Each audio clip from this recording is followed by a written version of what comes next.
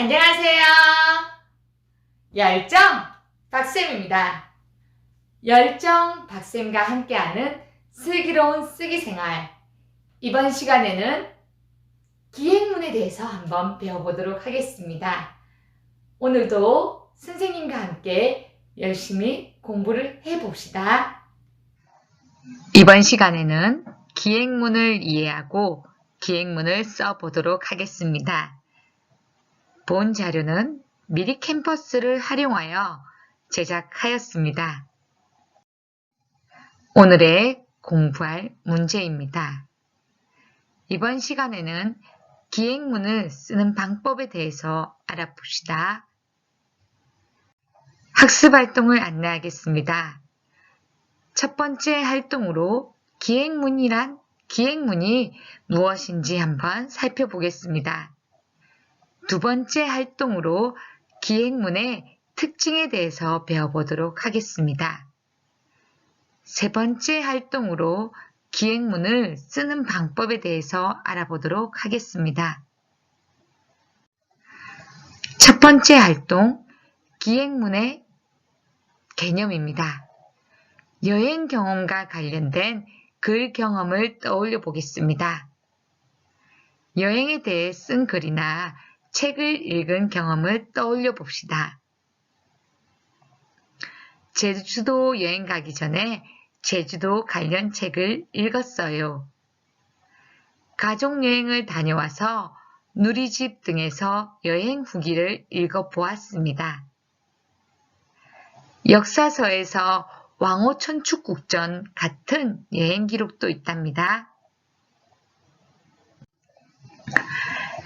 여행 관련 글 쓴 경험을 떠올려 보겠습니다. 여행 경험을 쓴 글이나 글을 읽거나 써본 경험을 표현해 보도록 하겠습니다. 가족여행을 다녀오고 일기로 여행 간 경험을 썼습니다.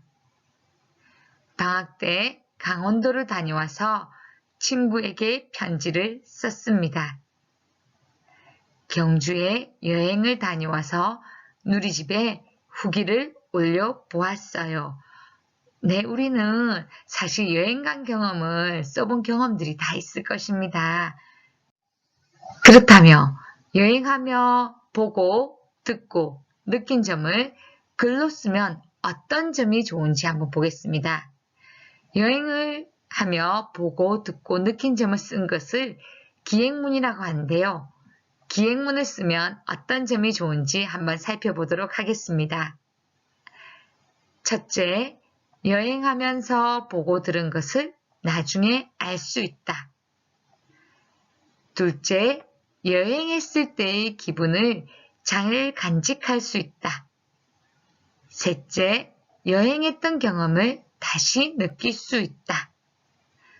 넷째, 다른 사람에게 여행 정보를 줄 수 있다. 선생님도 선생님 개인 블로그에 여행을 다녀왔을 때의 느낌을 기행문으로 많이 써놓는답니다. 그러면서 나중에 돌아보면 이때 이런 일이 있었구나. 또 우리가 여행을 했을 때 이런 기분을 느꼈구나. 그리고 이때는 이런 여행에서 이런 기분을 느꼈고 다른 사람들이 선생님 블로그에 와서 기행문 써놓은 걸 보면 여행 정보도 줄 수 있답니다. 이래서 선생님이 여행을 다녀온 걸 기행문으로 많이 남겨놓는 편이랍니다. 두 번째 활동으로 기행문의 특징에 대해서 알아보겠습니다. 기행문은 여정을 적고 여행으로 얻은 견문과 감상을 쓴 글입니다. 그렇다면 여정, 견문, 감상, 말이 너무 어렵지 않나요? 어떤 낱말인지 뜻으로 한번 살펴보겠습니다. 여정이란 여행의 과정이나 일정에 대해 나타낸 것을 말합니다. 견문이란 여행을 가며 보거나 들은 것을 나타낸 것입니다. 감상이란 여행을 가며 든 생각이나 느낌을 나타낸 것이랍니다. 여정, 견문, 감상. 여정을 어떻게 나타내는지 한번 살펴보겠습니다.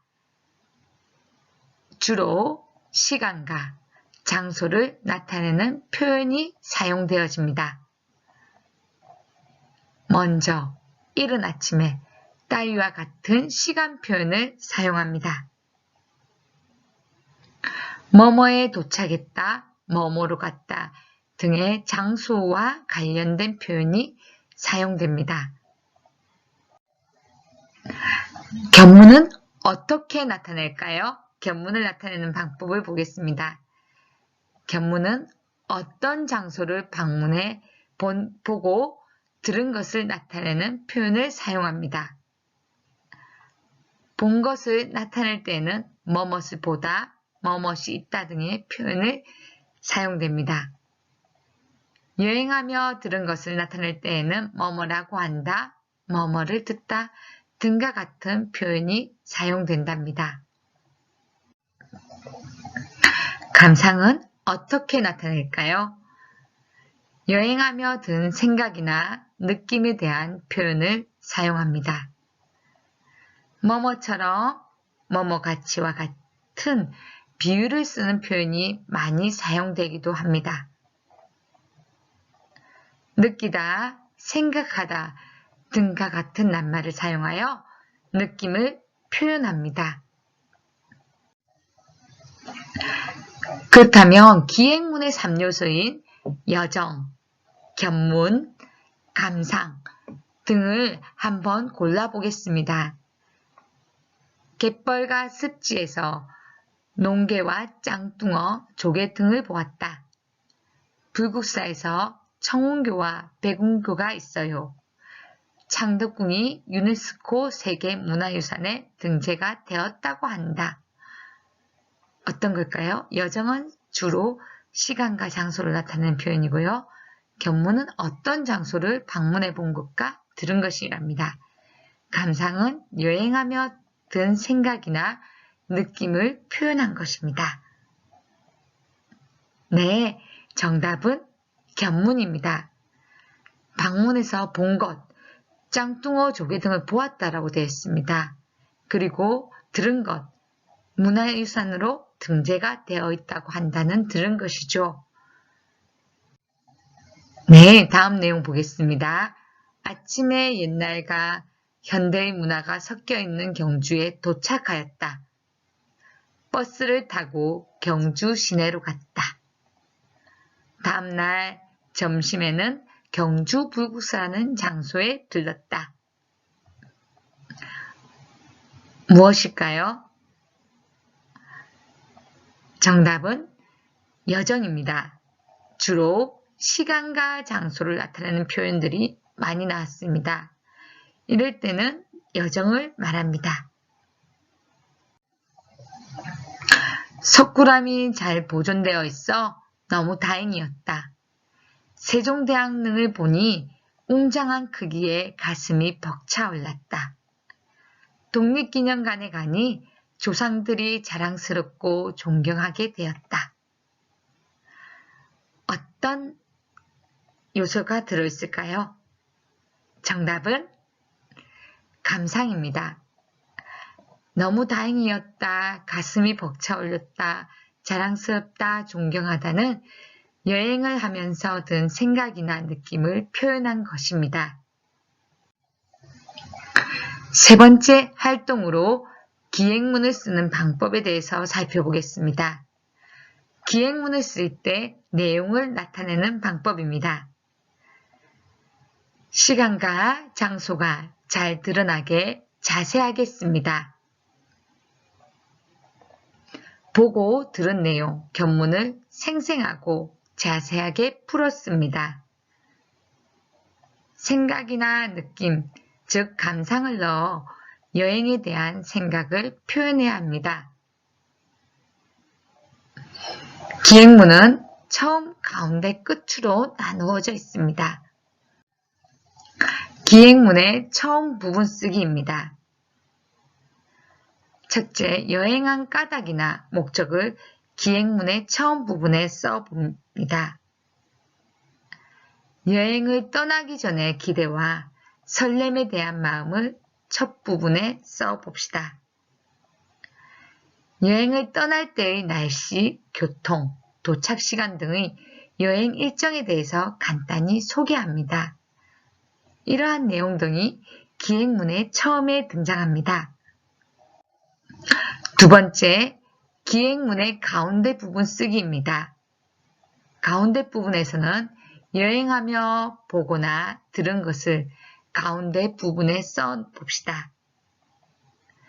여행 장소를 방문해 본 것과 들은 것을 가운데 부분에 써 봅시다.